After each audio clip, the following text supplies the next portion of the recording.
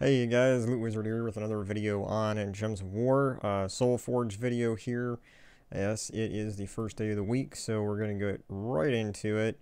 I already looked at a few things, nothing really amazing going on this week. We got, in the weapons, this keystone weapon we can get with the event that's going on right now, so I would say to get it over there rather than craft it here. As far as weapons, the best one in the Forge this week is Doomed Crossbow. It does cost 900 diamonds, so that is a little expensive on the diamond side, but if you don't have one of these weapons yet, this is the time now to get this, because this is one of the best types of doomed weapons that you can get. It deals spell damage to all enemies, and then it transforms blue gems to doom skulls. So it's a Doom Skull weapon. It's going to be one of the better ones too. If I remember correctly, when you do upgrade this thing, it does actually create an extra Doom Skull. So that even increases your chances more of skulls being connected. But yeah, really great weapon right there. I would definitely get that if you don't have one yet. Moving on to troops, we're going to go through the summoning stones, and then we'll hit the legendaries and mythics as usual.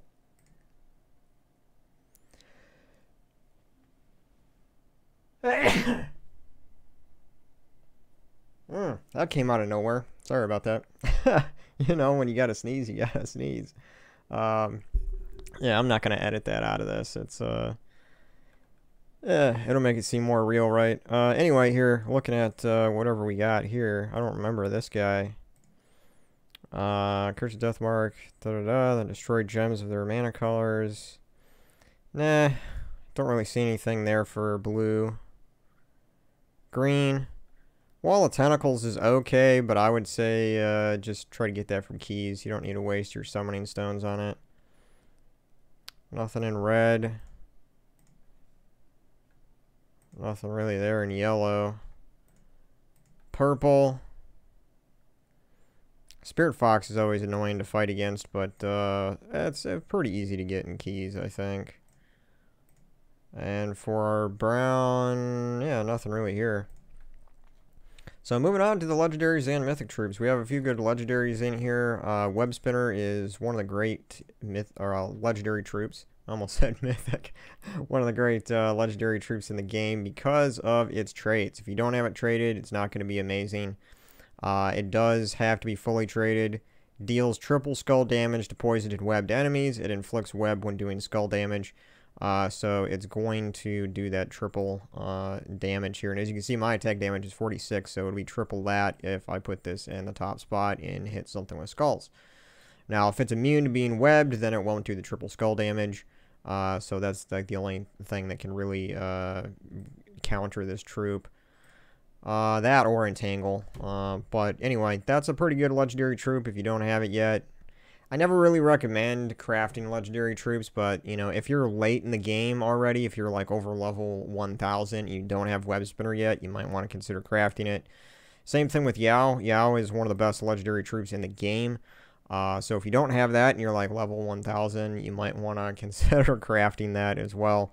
There's just like a handful of legendaries that I do recommend crafting, but yeah, so then the other legendary troop, we got Magnus here. This one, not really that amazing of a troop. The thing that really makes it annoying to fight against is the inflicting a random status effect on 4 or 5 gem matches. That can be anything from silence to web to entangle to curse to all sorts of stuff like that. So it's annoying to fight against for that trait. But other than that, it's not a troop that I really go to. It does damage to all enemies, but there's a lot of troops that does damage to all enemies. So yeah, I don't really recommend crafting that.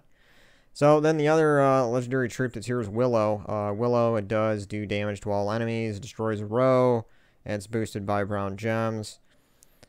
Nothing really amazing here other than it is one of the few troops in the game that is immune to Entangle. So if you still want to, if you want to be able to do skull damage and not be entangled, you could throw this at the top of your team.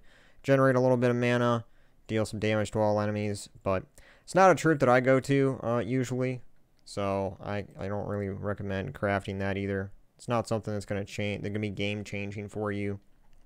Moving on to mythic troops then.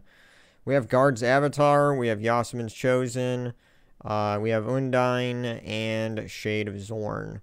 So let's go from worst to best. Shade of Zorn, gonna be the worst for me.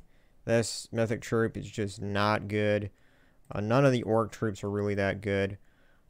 Deals damage to an enemy boosted by red allies and skulls, and boost ratio is 4.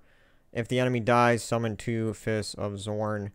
For traits, it doesn't really have anything amazing either, so, yeah. Not really that great of a troop. I would say it's the worst in here. Undine is probably the second worst troop. Deals damage to an enemy and the enemy below it, boosted by merfolk and submerged allies. It will submerge blue allies and silence blue enemies. Submerges itself at the start of every turn. The only time that I would use a troop like this, but we do have Aquaticus, which does submerge all allies on a 4 or 5 gem match, which I find myself using way more often than Undine. But Undine is a troop, if you don't have Aquaticus, that you could use on, let's say, a Guild Wars day where there are blue enemies that you're fighting. So then it would silence blue enemies. And if you do use a lot of blue on a blue day, it would submerge all blue allies whenever you cast it. So that is, you know, probably one use for it. Other than that, I really never ever grab Undine to put it into a team. So that's probably second worst, because I never even think of using Shade of Zorn. Undine, I think, has some use in Guild Wars. So those are the 2 worst ones, and then Guard's Avatar is probably in second place. And the reason why I say that, it's still a good troop, but it has this 24 mana cost. It's basically doing the type of damage that Roain does. And Roain is a troop that you can get early on in the game from doing quests and doing your kingdoms and all that stuff. So what this does is does damage to all enemies boosted by your armor, and the armor ratio is 2 to 1. So that means that your maximum amount of armor that you can have on Guard's Avatar is 1,000, and since the boost ratio is half, you're only going to be able to do 500 damage to all enemies, and there's no increasing amount of damage to that. So for example, once you kill an enemy, it's still going to do 500 damage to the remaining enemies on the next cast. The difference between this and Roain is that Roain only has like a 12 mana cost, if I remember correctly, so it's a lot less mana that you have to get to power it up, and it's doing scatter damage based on its current armor. Now, the great thing about that scatter damage is that it's going to do all of that scatter damage to whatever enemies remain. So the more enemies that you eliminate on that team, the more damage it's going to do to the remaining enemies. So I always go for Roain over Guard's Avatar if I want to do that type of damage. And Roain is not a legendary, it's not mythic, it's just, I forget what rarity it is, if it's just it's definitely not a common, but it's somewhere, you know, between like a rare and an epic or something like that. Like I said, you can acquire it through doing the class quest too, so it's like, not the class quest, but the kingdom quest when you're leveling all the kingdoms up. So that's what, in my opinion, makes Guard's Avatar less useful. Although it is still useful. So that's the third. It's in second place. And then first place for me is going to be Yasmines Chosen. Just because I think that it does offer a few things that's unique to some other troops. One of them being that it entangles enemies. If you fully trade it, it will entangle a random enemy when matching green gems. And since it is creating 10 green gems, that offers a lot of opportunity for the enemy to be entangled. So this troop right here is a really great counter for skull teams. Now, doomed skull teams are still going to do a lot of damage to you even if they are entangled.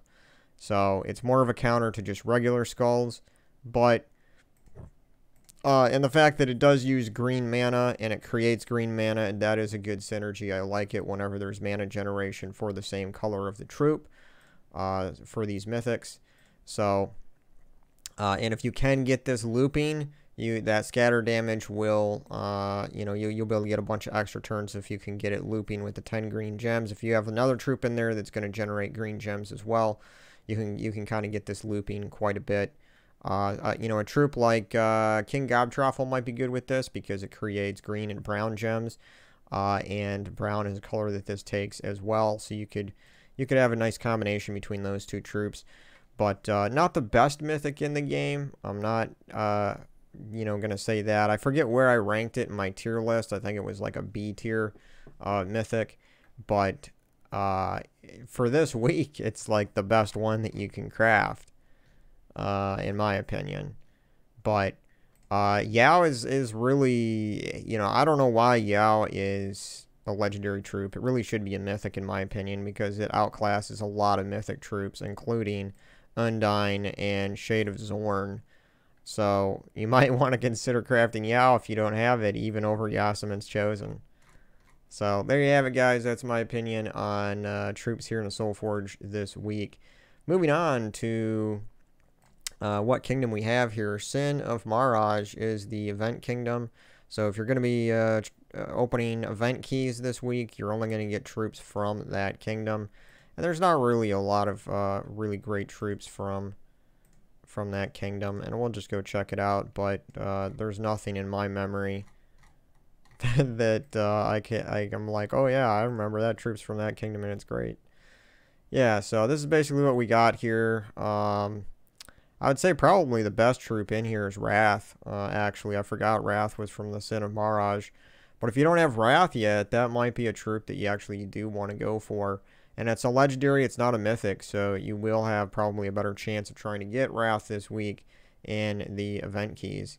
Lust is okay, but it's just, I don't know, it's more of a defense troop than it is an offensive troop. Queen of Sin is okay. I don't use it often, though. Just there's things about it that don't really make a lot of sense. But yeah, other than that, I'd say Wrath is a good one to go for if you don't have it.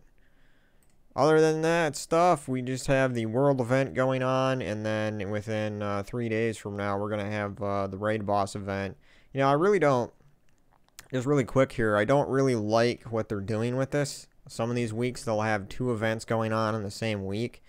And I barely have enough time now, so I'm just so busy with work and, life, that I barely have time to do anything with the one event that's going on during the week. And now we have campaigns. I'm like 2 weeks behind on my campaign tasks, and it feels overwhelming to try to do everything that they want us to do in this game daily. It really is. Like, it just like, okay, so to like catch up and be ahead of and to do everything they want you to do, like every day, all of your delves, all of the event, and then to do your dungeons, your adventure board, and then if they have 2 events going on, you gotta do all the stuff for the 2 events. Sometimes you'd have guild wars going on the same time that you have a different event. And now they got campaign tasks, which you really have to go into those tasks and find out what they want you to do. You're not going to be able to just complete them without going in there and looking at what they want you to do, because sometimes they want you to win so many battles with a certain banner, with, certain other criteria, which it's just kind of annoying. So I don't even know if I'm going to try to catch up on the campaign. I might just miss out completely on that mythic troop in there. I haven't paid the $10, even though in the beginning I thought that I was going to. But I don't know. I'm just, since I don't have as much time to play anymore, it's like, do I really want to spend $10 on a troop that I can just wait? I got like 5,000 diamonds, and I don't know what else I'm going to craft, so I could just wait for that mythic troop to come around in the forge and just craft it without spending the $10. So that's kind of what I'm thinking. Anyway, let's go ahead and check out this world event. So in the shop, we do have the weapon here that I mentioned at the beginning of the video, Keystone. We're going to buy it here with gems. Gain a barrier, give 40 life to an ally, then cleanse and enchant them. Not a bad weapon, actually. Gain barrier is good, and then giving life to an ally, cleansing and enchanting. And I'm pretty sure you can cast this on yourself over and over. So it's a pretty good defensive weapon. I don't know if I'll use it, but I will purchase it because I do need to get up here to get enough badges to get a medal. And this here is a new troop. Oh yeah, we forgot to go get, usually I go get the weekly troop, right? I totally forgot about that. Well, we'll have to backtrack and go get that. Let's get this weapon first since we're already here. And I got a Medal of Spirits. Probably going to be extra spell damage for this event. Let's equip it. Medal of Spirits. 160% spell damage for all troops. Yep, it is spell damage. I'm going to select that. And then, yeah, let's go to the shop. Take a look at the troop here real quick. Let's go to Spoils of War. Weekly event. So you're going to get 2 Arcane Spirit Trait Stones this week for 400 glory each. So if you have any classes, any troops that need that Arcane Trait Stone, definitely try to get it this with glory this week. So this guy here, new troop, drain 4 mana from all enemies, gain 31 armor and life. So basically, it's like a defense troop and drains mana. Probably will never use it, but I grab it anyway. Yeah, okay, so back to the event, keyed in. So we got the weapon there, we got our medal equipped. Let's see what we're working with here. Troop restrictions, red and purple. That's it. There's no no other thing locked in. Okay, so we don't have a troop type this time that's locked in. So that's good. We should have some good troops with this color. So I'm going to go ahead and just do show all, and so we can go through. I got most of the good mythics though. So the mythics that are available for this event are Abyssnia, Amarok, Arachnean Weaver, Champion of Anu, Champion of Guard, Death, Draculus, Elamagrim, Fallen Valdus, Guard's Avatar, Garangatar, Infernus, Jotnar Stormshield, Ketris the Bull, the new mythic, which I don't even know is out yet, Kurandra. And then we have Mambasira, one of the newer mythics that's also useful. Megavore, Mother of Darkness, Obsidius, Pharos Ra, Phoenicia, and Plague, and Queen Aurora. Those are all of, well, then there's a couple more mythics here. We got Scorpius, we got Shade of Zorn, we got Shabanu Vespera, we got Skadi, we got Suna, the Great King, the Lord of Slaughter, the Possessed King, the Wild Queen, the Worldbreaker, Tianyi, Tina 9000, Ubisted, Umanoth, Undine, Voice of Orpheus, War, Will of Nisha, Wolfgarrick, Xanathos, Yasmines Chosen, Zillipochli, Zulgoth if you got them. I probably shouldn't have read through them all. I didn't think we were going to have this. I didn't think we were going to have this many mythics to use. Wow, okay, so man, my brain is just like overload. What kind of teams can we make out of all this? Like the lots of possibilities for this event. Holy smokes. Usually the troop types are way more restricted than this. But, you know, as soon as I saw some of these other troops, like the Wild Queen going to be amazing, the Great King will be amazing, the Lord of Slaughter is amazing, the Possessed King is great, the Tina 9000 in there. Like, what the heck, dude? We could use so many great troops. And we have Divinia as a great support troop. You got stuff like Glaceon. Like, wow, man. We have so many great troops to use. So many great troops. You could probably do the classic Keelan. I saw Ishbala up here, didn't I? I thought I passed over it. Unless my eyes are deceiving me. But if Queen or Divine Ishbal is in here, you could use that with Keelan and Rope Dart. We also have Tesla, which is going to be a great troop for higher levels of the event, for sure. Could combine that with Tina 9000, actually. It would be a pretty good combination. We have the Miraji Queen in here, which is also a good, good thing to use. Man, there's so much potential here. Like, what the heck? We could do so many teams. Alright, I need to stop just looking at stuff and build a couple of teams for you guys. So, we got Yao in here as well. I'm just seeing if there's, like, a theme. I know Tesla is going to be great all the way through. All the way through the event. So, what we could do is... Oh, we got King Bloodhammer, too. Wow. So, I mean, actually, let me just do this first. We got the classic King Bloodhammer Glaceon combination. We don't have Apothecary, which is usually great in here, but we do have Mountain Crusher that we can use, I'm sure, unless they restricted the weapons to... Yeah, they did restrict the weapons, so we don't have Mountain Crusher. We're stuck with red and purple weapons. That's okay. We'll be able to find something in there. But I was gonna do Mountain Crusher with Glaceon and King Bloodhammer, but we can't make that work without having that color because Mountain Crusher's brown. And I kind of want to avoid using man. We got Ketris the Bull in here, too. That's going to be amazing. Obsidious is always good. So, Lord of Slaughter, like, that's really tempting to do. Possess King, Lord of Slaughter, and stuff. Or we could do Wild Queen, and we could do Queen Miraji. No, it was down in here. It was.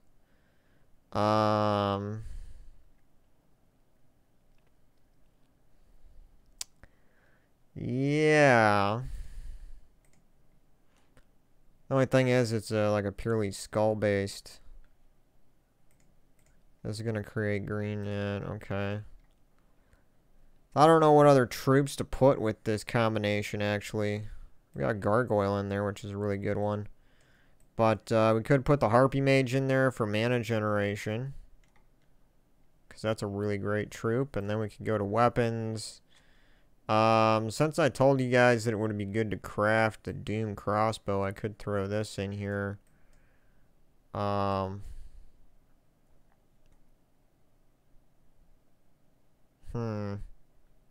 It's gonna block the Harpy Mage, though. So, I would have to choose a purple weapon.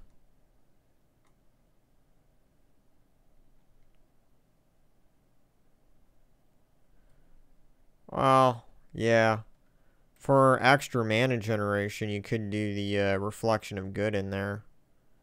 Or, you know what? A really great mana generation weapon here is this guy.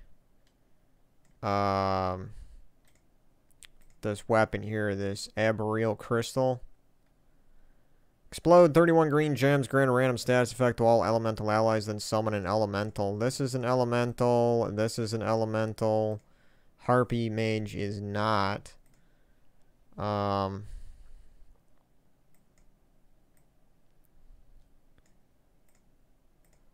we could do something like that. And then for banners, this is going to create green gems. So I kind of want to go green, but I also want the Harpy Mage to get powered up. This is a really weird team I'm throwing together, but for what it's worth, we'll just roll with it, see what comes out of it.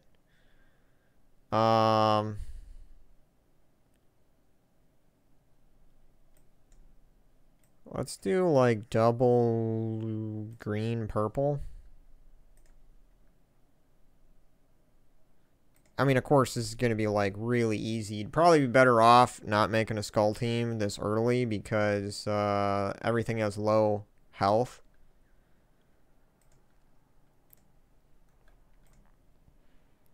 So you should just make a team that does spell damage, honestly. Because you're not going to see if this team is good until later levels. So I don't know what I'm doing here. I'm losing my touch making teams. So let's see what troops are available to do damage to like all enemies. First of all, let's get rid of that stuff. Let's change the weapon to the doomed crossbow because I recommended that to craft it. And as far as like the class, I mean, we could just go with Mountain Crusher or Mountain Crusher, Titan. Let's go with Titan real quick here. Go back to troops. So I went with the banner, double red, purple. Let's see if there's a purple troop that we can throw in here. That's good. Let's skip over the mythics because there's a lot of great mythics, and I'll probably use some later. But a lot of you guys probably don't have a lot of mythics. So let's put Divinia in there. Now we could use Harpy Mage in there as well, but Divinia is going to be better support for giving everything life and cleansing. Now, this weapon is going to do damage to all enemies, so that's really the only thing that we need powered up, but we don't have the purple color covered yet, so let's find a troop that's purple and that does spell damage to all enemies. Keeper of Souls, just really quick, is a good legendary troop if you have it. Transforms all gems of a chosen color to skulls. So we're looking for purple and we're looking for all damage. So Magnus here, I told you when I was looking at it in the Soulforge, I don't really use this troop often, but now might be a time to do that. This is also a troop that does damage to all enemies, 27, it's the same thing. Could go ahead and throw that in there for now until we see something that's we do also have this. Deals 28 damage to all enemies, boosted by red enemies and allies. And it does Fairy Fire. So that's probably a better choice than Magnus.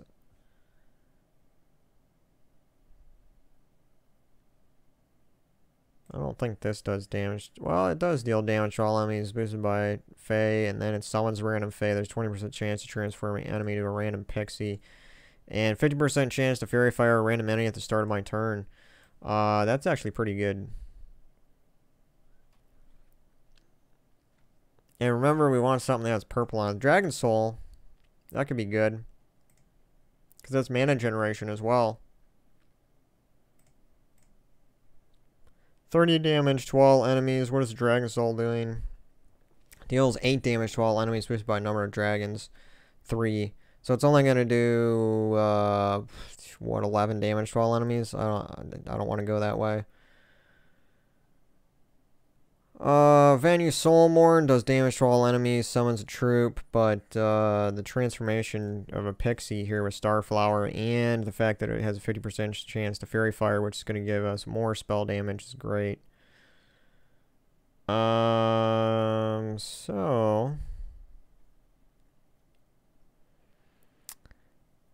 looking in here to see, we got Azura.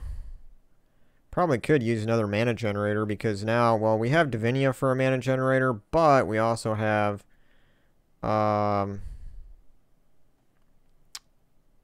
yeah, that is really the only mana generator because Starflower isn't doing it. So we need like one other troop that's kind of a mana generator. Maybe an empowered troop. Or we could use the Flame Troll. And we're using Titan, so that could be a good combination there.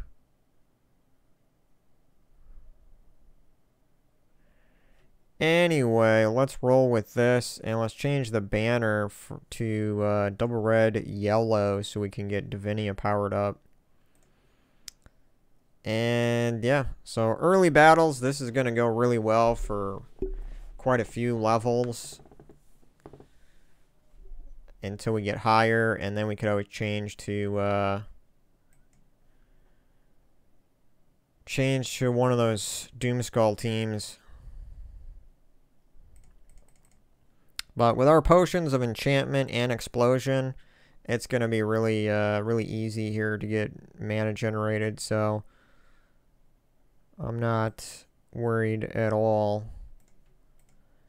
Divinia's great to power everything up like that. Go ahead and cast that. So that's what I'm saying. This weapon is great. So if you do have the diamonds to craft it, I would say it's a pretty good time to go ahead and craft this guy. Especially if you don't have any of the Doomskull weapons from the Doom event.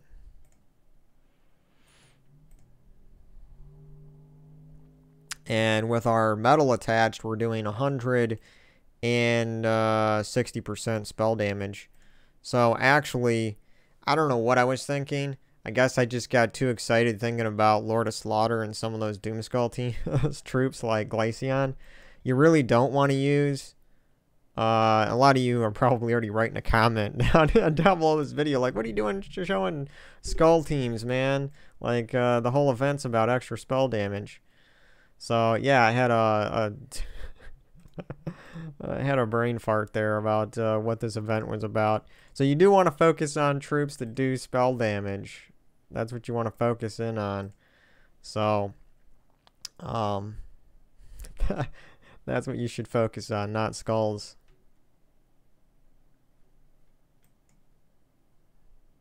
So it's just another reason, though, why this weapon is good for this event, because it does do spell damage, and then it's great for PvP and whatever.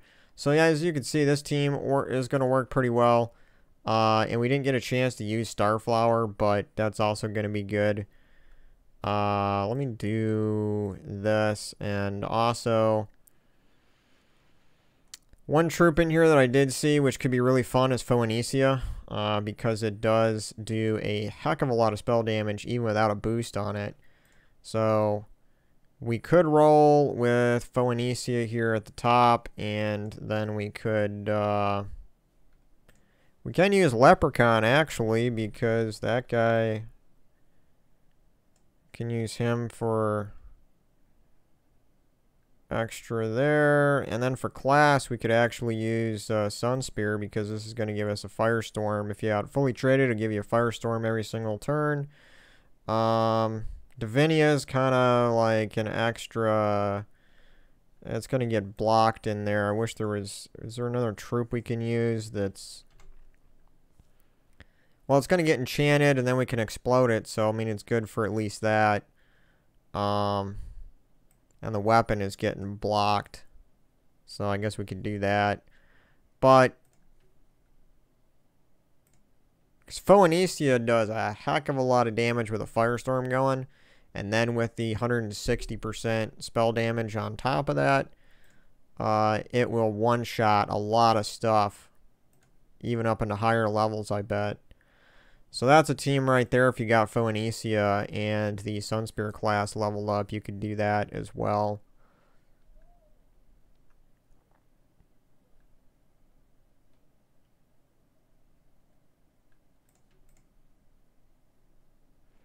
Yeah, this is probably the team I'm going to use for a long time until it stops being